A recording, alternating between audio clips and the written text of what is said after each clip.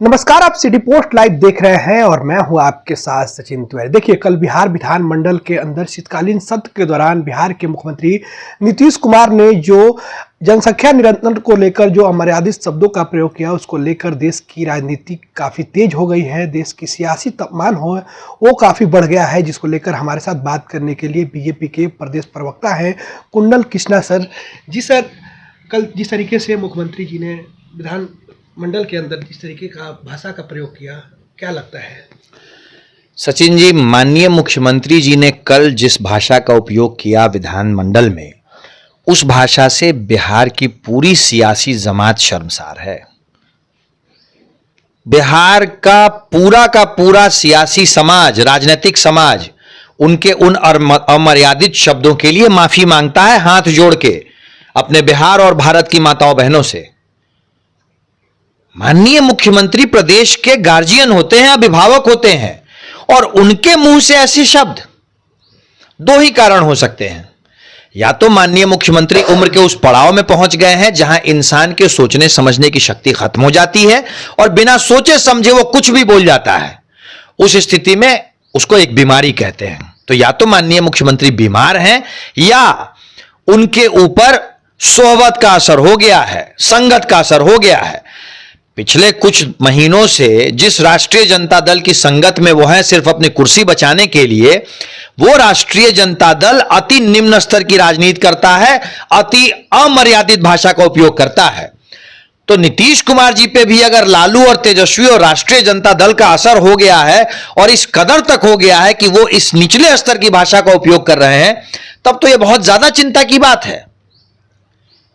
कल जो हुआ उससे पूरे बिहार की जग हंसाई हो गई, सिर्फ भारत नहीं।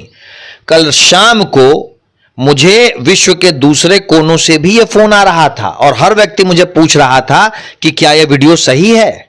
शर्म के साथ सर झुकाए मुझे कहना पड़ रहा था कि हां, यह जो हुआ है यह सत्य हुआ है और हम लोग इसके लिए माफी मांगते हैं।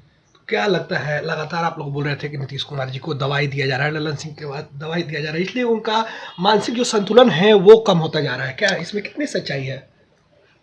भाई, कौन दवाई दे रहा है नहीं दे रहा है ये तो मैं नहीं जानता हूं, पर कल की बात से तो लग रहा है कि नीतीश कुमार जी का मानसिक संतुलन और उनका मानसिक स्वास्थ्य दोनों में कहीं ना कहीं गड़बड़ी है। इसीलिए मैं निवेदन करता हूं उन लोगों से जो नीतीश कुमार जी के कारण अपने जीवन के अच्छे दिन भोग रहे हैं, सत्ता की मलाई खा रहे हैं, कि कृपया नीतीश कुमार जी का ठीक से इलाज करवाएं। और अगर आप नहीं करा सकते हैं तो हमें बताएं। एक बुजुर्ग के नाते हम उनका इलाज कराने को तैयार हैं, पर अभी नीतीश कुमार जी को इलाज और शायद उन्हें ध्यान की जरूरत है। वो फ्रस्ट्रेशन में भी रह सकते हैं। जिस तरीके से सरकार में उनकी अनदेखी हो रही है, लालू प्रसाद यादव के एक बृहद राजनीतिक प्लान के तहत उनको सरकार में कॉर्नर कर दिया गया है, राजनीतिक रूप से धक्का दे दिया गया है, तो फ्रस्ट्रेशन में भी कभी कभी आदमी अनाप शनाप बोलने लगता है, पर उसका भी इलाज होना चाहिए। कुल मिला जुला करके नीतीश कुमार जी को इलाज की आवश्यकता है। हालांकि मुख्यमंत्री नीतीश कुमार ने माफी मांग दिया है। उन्होंने कहा कि हमने तो जनसंख्या नियंत्रण को लेकर यह सुझाव दिया, लेकिन किसी को बुरा लगा होगा तो उसके लिए हमने माफी भी मांगा है। कल सदन में भाजपा के प्रदेश अध्यक्ष माननीय सम्राट चौधरी जी ने उस वक्त ही उनको रोका था कि सर कृपया रुक जाएं, आप अब निचले स्तर पे जा रहे हैं, पर फिर भी वो नहीं रुके। उन्होंने और ये कहा कि नहीं नहीं, हमको और समझाने दीजिए। क्या समझाना चाह रहे थे नीतीश कुमार जी? क्या यही बात अपने घर में वो समझा सकते हैं?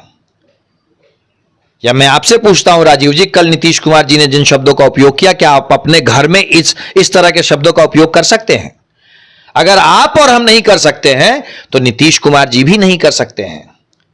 इसका मतलब है कि कल वो अगर आज वो माफी मांग रहे हैं तो यह बात तो और तय हो जाती है ना कि उन्होंने बिना सोचे समझे बात बोली। ये एक बीमारी है। उस बीमारी की अवस्था में कभी कभी इंसान को आत्मबोध होता है कि मैंने गलती कर दी है, और जब आत्मबोध होता है तो आदमी ग्लानि महसूस करता है। नीतीश कुमार जी को अगर आज ग्लानि हो रही है तो ठीक है, ये तो उनकी स्थिति को हम लोग मान सकते हैं, बुजुर्ग हो गए हैं, बीमार हो सकते हैं। पर कल की घटना की एक बहुत और महत्वपूर्ण बात है। राजद तेजस्वी यादव सारी बेशर्मी को पार करते हुए कल से इस बात को डिफेंड कर रहे हैं। कल से असली माफी तो तेजस्वी यादव और राजद को मांगनी चाहिए बिहार की माताओं बहनों से। राजद से ताल्लुक रखने वाले विधानसभा अध्यक्ष ने अभी तक उस बात को विधानसभा की कार्रवाई से नहीं हटाया है। असली बेशर्मी तो यह है, नीतीश कुमार जी का इलाज होना चाहिए। वो बीमार हैं, बार बार मैं कह रहा हूं, वो बीमार हैं और उनके तथाकथित शुभचिंतक उनका इलाज करवाएं, वरना हमें बता दें। एक अभिभावक के नाते हम उनका इलाज कराने को तैयार हैं। जिस तरीके से विधानसभा सत्र चलता है उस समय जो भी बातें होती हैं वो रिकॉर्डेड होता है, यानी कि 100 साल बाद भी खोजिएगा तो वो जो चीज़ बोला जाता है वो रिकॉर्डेड होता है, मिल जाता है आपको। तो क्या मुख्यमंत्री नीतीश कुमार जो बोले हैं तो वो रिकॉर्डेड होगा, तो क्या उसको हटाया जाएगा या वैसे ही रखा जाएगा? यही बात राजीव तिवारी जी मैं आपको कह रहा हूं।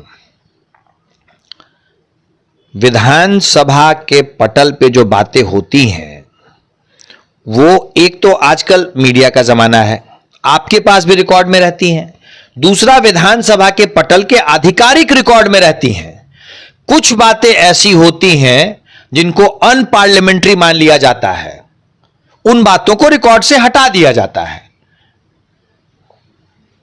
राजद से ताल्लुक रखने वाले विधानसभा अध्यक्ष बारंबार कहने के बाद भी अभी तक कल की घटना को रिकॉर्ड से नहीं हटा रहे हैं। विधानसभा अध्यक्ष के गरिमामयी पद पे बैठने के बाद भी वो अपनी अनैतिक संस्कृति, राजद की अनैतिक संस्कृति से अपने आप को दूर नहीं कर पा रहे हैं। बिहार के लिए यह ज्यादा चिंता की बात है। नीतीश कुमार जी जिन्होंने पूरी जिंदगी कहा, तथाकथित तौर पे सिद्धांतों की राजनीति की, आज उसी नीतीश कुमार जी की सरकार में विधानसभा का अध्यक्ष इतना अनैतिक, इतने असैद्धांतिक हो गए हैं क्योंकि वो राजद से ताल्लुक रखते हैं। राजद को तुरंत माफी मांगनी चाहिए और विधानसभा की पटल से कल की इस दुर्घटना को तुरंत डिलीट करना चाहिए, वरना यह बिहार के लिए कलंक रह जाएगा पूरी जिंदगी, पूरे सालों साल। और नीतीश कुमार जी के भी राजनीतिक करियर का यह सबसे बड़ा कलंक है। अगर यह बात विधानसभा के पटल से नहीं हटाई गई तो आधिकारिक तौर पे भी नीतीश कुमार जी के राजनीतिक जीवन का सबसे बड़ा काला धब्बा कल की यह घटना होगी।